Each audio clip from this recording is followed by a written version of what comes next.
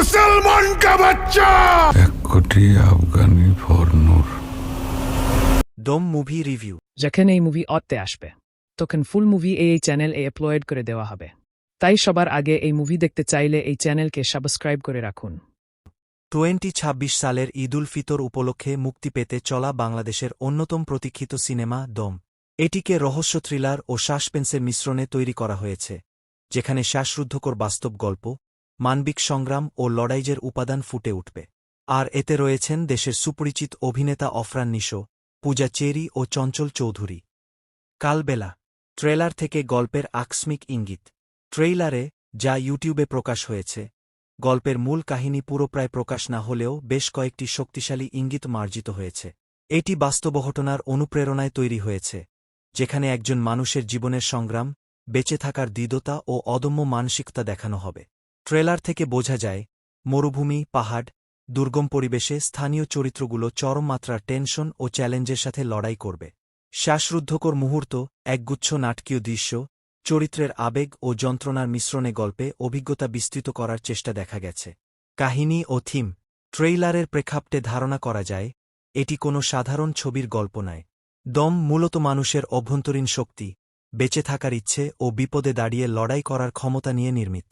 ট্রেলারের কিছু দৃশ্য থেকে মনে হয় যে গল্পের কেন্দ্রে থাকবে কঠিন দুর্গম পরিবেশ ও মানবীয় সম্পর্কের দ্বন্দ্ব।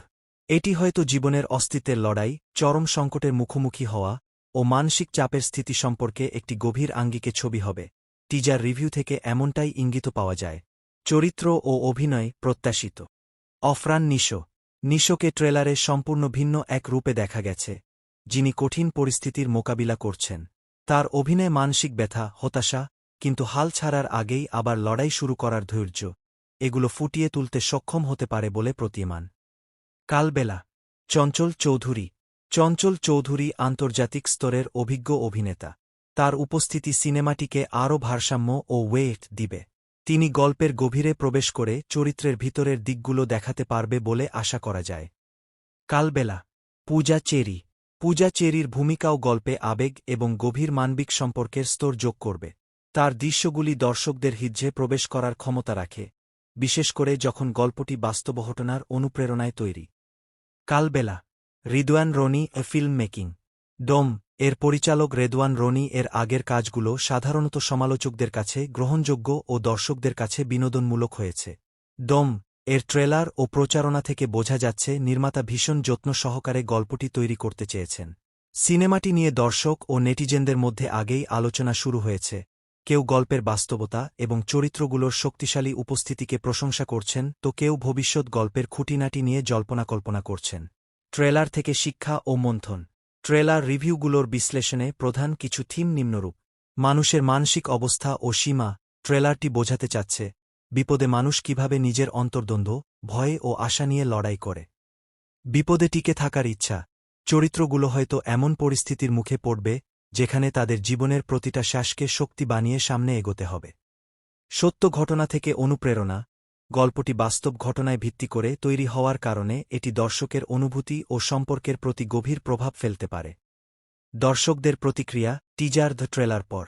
ট্রেলার প্রকাশের পরে সামাজিক মাধ্যমগুলোতে দর্শক ও নেটিজেনরা নিচের মতো প্রতিক্রিয়া দিয়েছেন। অনেকেই ট্রেলারটির দৃশ্যধারণ, ভিজ্যুয়াল, পরিবেশ ও আবেগপূর্ণ মুহূর্তগুলোর প্রশংসা করেছেন। কেউ কেউ গল্পের গভীরতা, চরিত্রের সামাজিক ও মানসিক স্তর নিয়ে আলোচনা করেছেন। আবার অনেকে ভবিষ্যতে সিনেমাটি কতটা সফল হবে তা নিয়েও মন্তব্য করেছেন। কেউ উৎসাহী, কেউ আবার অপেক্ষা করছেন পুরো গল্প মুক্তির জন্য। শেষ কথা, সমালোচক চোখে। দম একটি বিনোদন নয়, বরং অনুভব করার মতো সিনেমা, যেখানে গল্প, চরিত্র, দৃশ্যধারণ ও আবেগের সংমিশ্রণ দর্শকদের মনে দীর্ঘ সময় ধরে রেশ রাখবে।